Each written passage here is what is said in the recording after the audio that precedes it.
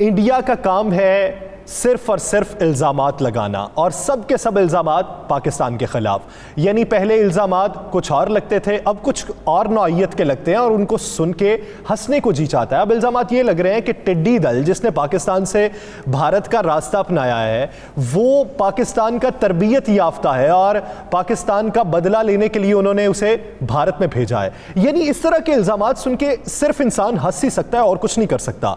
तो आप इल्ज़ामात कब तक लगाते रहेंगे? कब तक अपने जो इकदामात हैं उनको छुपाने के लिए दूसरों पर इल्जामात के सहारे लेंगे? देखें यार सर, भारत की तो ये आलम है कि किसी हिंदू को बुरा ख्वाब आए तो उसका इल्ज़ाम भी पाकिस्तान पे, किसी हिंदू को रात को नींद ना आए तो उसका इल्ज़ाम भी पाकिस्तान पे, अगर नरेंद्र मोदी को कोई बुरी खबर मिल जाए तो उसका इल्ज़ाम भी पाकिस्तान में। अब तो उन्होंने एक लफ्ज़ बना लिया है कि हर इल्ज़ाम पाकिस्तान पे लगाना। अब पाकिस्तान के साथ साथ कुछ दिनों से अब वो चाइना की तरफ भी जाना शुरू हो गया। देखें खालिस्तान की तहरीक कितना ज़ोर पकड़ चुकी है मेरी इतला के मुताबिक कि शायद ही कोई ऐसा सिख बरादरी से तल्लुक़ रखने वाला सिख हो जो इस तहरीक के ख़िलाफ़ हो। चंद एक वो लोग ज़रूर खिलाफ़ हैं, चंद एक जो हुकूमत में बैठे हैं, लेकिन उनकी ये जुरत नहीं है कि वो गली मोहल्लों बाज़ारों चौराहों पे जाके खालिस्तान के ख़िलाफ़ बात कर सके। ये बाकायदा मैं आपको चैलेंज से कह रहा हूँ कि भारत के अंदर सूरत हाल तब्दील हो गई है और 6 जून को मुझे नज़र आ रहा है कि भारत जो है जितना मर्जी RSS बदमाशी कर ले, जितनी मर्जी भारतीय फ़ौज कर ले। देखिए मेरी इत्तला के मुताबिक 6 जून को भारतीय परचम भी नज़र आतिश होगा, भारत के ख़िलाफ़ मुजाहरे भी होंगे, सिख बरादरी खालिस्तान का परचम भी लहराएगी, सब कुछ करेगी। और मैं आपको एक मज़े वाली आज बात बताऊँ, आपको पता है इनका आलम क्या है? कल इन्होंने एक सिख नौजवान को गिरफ़्तार किया है। हमारी स्क्रीन पे उसकी अभी तस्वीर मैं कहूँगा ज़रूर चलाएँ ताकि पता चले पूरी दुनिया को। ये जो सिख गिरफ़्तार किया गया है, इस सिख पर नौजवान पर इल्ज़ाम ये है कि खालिस्तान तहरीक के हवाले से लोगों को खड़ा कर रहा था, सिख नौजवानों में एक उमंग पैदा कर रहा था और इसको गिरफ़्तार कर लिया गया। और इसको गिरफ़्तार करने के बाद इसके इल्ज़ाम क्या लगा कि ये चाइना की पेरोल पे है।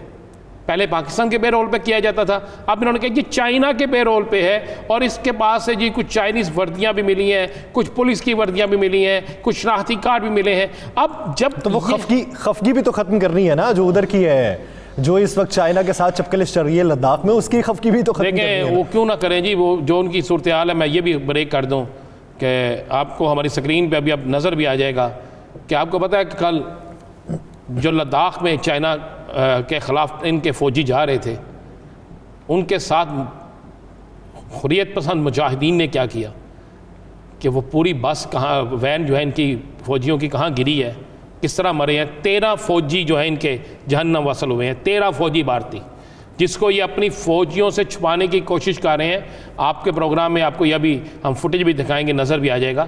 तो इनके तो यह सूरत हाल है कि अब पहले इनसे कश्मीर नहीं संभाला जा रहा था, वहाँ आज़ादी की तहरीक दबाना चाहते थे, तेज़ हो गई।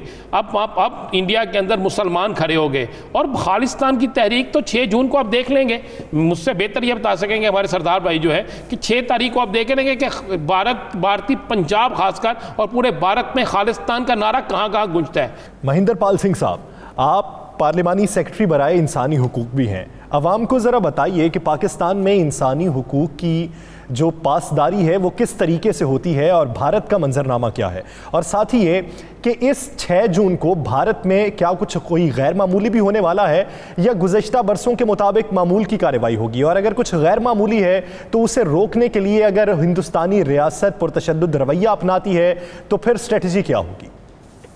सबसे पहले बहुत बहुत शुक्रिया, आपने पाकिस्तान की बात की तो मैं सिर्फ एक दो लाइन में इसकी बताऊं कि पाकिस्तान मैं समझता हूं कि अक़लियतों के लिए, खास तौर पे अक़लियतों के लिए दुनिया में जन्नत नुमा है।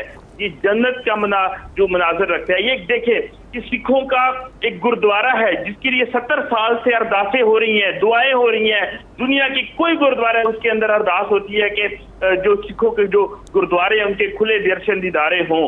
और 70 साल बाद इमरान खान साहब आते हैं और वो एक मोहब्बत में कि इतनी दुआएं हो रही हैं तो इन लोगों को गुरुद्वारे की इजाजत मिलनी चाहिए। और करतारपुर राहदारी दुनिया का रिकॉर्ड तरीन काम हुआ कि ऐसा काम कभी किसी दुनिया ने इतनी स्पीड में काम नहीं किया। पूरी दुनिया देखे, UN का सेक्रेटरी जनरल आया और वो हैरान हो गया कि आपने अक़लियतों को 550 साल जन्मदिन पे तोहफा देने के लिए इतनी स्पीड में काम किया, वो खुद हैरान रह गया। इससे बड़ी क्या मिसाल हो सकती है कि पाकिस्तान में अक़लियत आज़ाद है। मैं आपको दूसरी मिसाल भी देता हूँ कि 27 अक्टूबर को पूरी दुनिया में मुसलमान बरादरी और हम इंसानियत से प्यार करने वाले लोग कि जो इंसानियत के लिए जो है वो ब्लैक डे मना रहे थे हिंदुस्तान के खिलाफ कि कश्मीर में इन्होंने जो जुल्म कर रखा है वो, क्योंकि 27 अक्टूबर को हिंदुस्तान ने कब्जा किया था मकबूजा कश्मीर के ऊपर, तो उसी 27 अक्टूबर को दिवाली मनाई हिंदू बरादरी जो है वो दिवाली मनाई जा रही थी और पूरे पाकिस्तान में हिंदू बरादरी ने 27 अक्टूबर को दिवाली मनाई और एक भी ऐसा वाकया पेश नहीं हुआ कि हिंदू बरादरी को उनको दिवाली मनाने से रोका गया। इससे बड़ा क्या सबूत हो सकता है कि पूरी दुनिया जो हिंदुस्तानी हिंदू जो है मोदी के जुल्म के खिलाफ पूरा दुनिया के मुसलमान जो है वो ब्लैक डे मना रहे हैं और पाकिस्तान में रहने वाले हिंदू जो है हिंदू बरादरी जो हमारे भाई हैं पाकिस्तान में जो रहते हैं हिंदू भाई, उनके साथ हम मिलके दिवाली भी मना रहे हैं ताकि उनकी खुशियों में भी कमी ना आए। जहां तक बात आपने की कि हिंदुस्तान के अंदर अब क्या होगा, हिंदुस्तान के अंदर वो होगा जो हिंदुस्तान सिर्फ तारीख में नाम रह जाएगा। हिंदुस्तान अपने जुल्म से इस मोदी की पागलपन की वजह से तबाह होगा, उसमें पाकिस्तान का कोई रोल नहीं है। पाकिस्तान, आपने जैसे कहा कि जी हिंदुस्तान इल्जाम लगा रहा है, हिंदुस्तान को पाकिस्तान फोबिया हो गया है।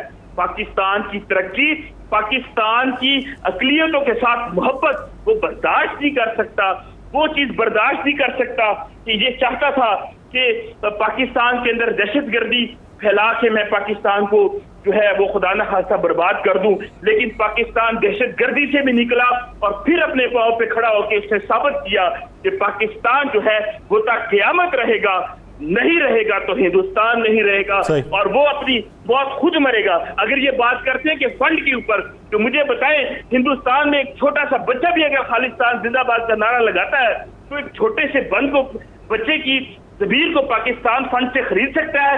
पाकिस्तान अपना फंड अपनी कौम पे लगाएगा, अपनी पाकिस्तानियों पे लगाएगा। हमें क्या जरूरत है कि हम इंडिया को नुकसान पहुंचाने के लिए फंड दें। हिंदुस्तान अपनी गलत काम की वजह से, अपने जुल्म की वजह से तबाह होगा। मोदी हुकूमत आप ही अपनी अदाओं पे जरा गौर करें। राणा साहब, चावला साहब से कोई बात करना चाहते हैं? देखें गोपाल सिंह चावला साहब, 6 जून वाकई बोलने वाला दिन नहीं, आपके बनों ने कुर्बानी दी है। भारतीय फ़ौज ने जिस तरह वहाँ पर गुरुद्वारा साहब की वहाँ पर दरबार साहब की जो बेहुरमती की, जिस तरह खून की नदियाँ बहाई, फिर जिस तरह बूट पहन कर अंदर गए, ये दिन तो बोलने वाला नहीं है।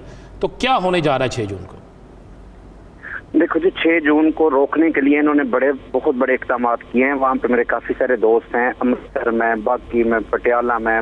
वो ये कहते हैं कि तलाशी इन्होंने बहुत ज़्यादा शुरू कर दी हैं। किसी के पास वो नील कटर जो है वो भी नहीं जाने दे रहे हैं। मगर ऐसे यानी कि वो हथकंडे जुल्म के उन्होंने कर दिए हैं। लोगों को, वो नौजवान जितने भी हैं उन पर तरह तरह के केस डाल रहे हैं, उनको अंदर करने की कोशिश कर रहे हैं।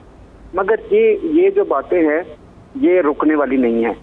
इंशाल्लाह इस 6 जून को हमने जो 2020 करना था वो भी अभी होना है, मगर कोरोना की वजह से चूंकि ये डिस्टर्ब हो चुका है। यहाँ पे पाकिस्तान में भी हम बहुत कुछ कर रहे हैं और इंडिया में जहाँ पे मेरे राब्ते हैं अपने दोस्तों के साथ, अपने खालिस्तानियों के साथ, अपने फ्रीडम फाइटरों के साथ, वो सब यही कहते हैं कि हम दरबार साहब में अकाल तख्त पे ही मनाएंगे और इंडिया के मुंह पे बहुत बड़ा थप्पड़ होगा। और वो रोकने की इंडियन परचम नजर आतिश का सुना है, इंडियन परचम भी नजर आतिश कर रहे हैं। जी बिल्कुल करेंगे। देखो, हर दफा हम करते हैं क्योंकि हमारे साथ जो जुल्म हुआ है उसको हम भूल तो नहीं ना सकते। अकाल तख्त हमारे लिए ये हमारी सुप्रीम पावर है, हमारा सुप्रीम कोर्ट है। यहाँ से जो फैसला दिया जाता है सिख कौम के लिए वो हमारे लिए काबिल कबूल होता है, जहाँ पे भी सिख कौम होती है। तो इन्होंने 1984 में जो जुल्म किए हैं, इन्होंने सिखों की नस्ल कुशी करने की कोशिश की है। आप ये देखें कि एक पिछले दिन मैंने एक स्पीच सुनी है, उसमें है कि गुरुद्वारे में जब जाते हैं तो जोड़ा घर में हम जुत्ती जमा करते हैं। वो कहते हैं कि 1 जून के बाद 10,000 लोग अंदर थे, 10,000 जोड़े जमा हैं और किसी ने क्लेम नहीं लिया।